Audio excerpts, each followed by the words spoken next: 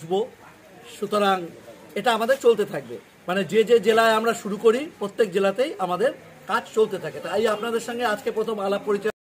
সবার বাড়িতে একটা নতুন শাড়ি, আর আপনাদের এখান থেকে অনেকেই বা ম্যালেরিয়ার প্রভাব খুব আছে সব অঞ্চলেই, তা সেখান থেকে কিছু মশারি, শাড়ি এবং বিস্কুট দেওয়া হবে। ঠিক আছে, শুরু করবেন, যার যেটা দরকার ওখান থেকে দিয়ে দাও।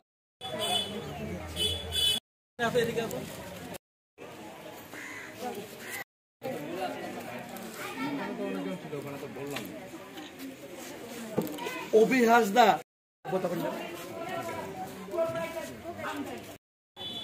ঠিক আছে দিয়ে দাও। ফুলমণি মুর্মু, মিমতি হেমব্রম, না না ঠিক আছে ঠিক আছে।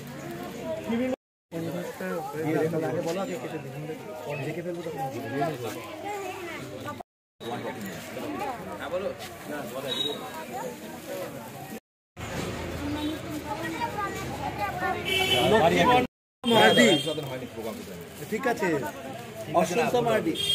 আমার কল্যাণী চ্যারিটেবল ট্রাস্ট, কল্যাণীর একটি রেজিস্টার্ড ট্রাস্ট সংস্থা। আমরা আজকে 65 জনকে শাড়ি, মশারি, বিস্কুট, ধুতি, গেঞ্জি, যে সমস্ত পুরুষদের ধুতি গেঞ্জি প্রয়োজন তাদের জন্য ধুতি গেঞ্জিও রাখা আছে।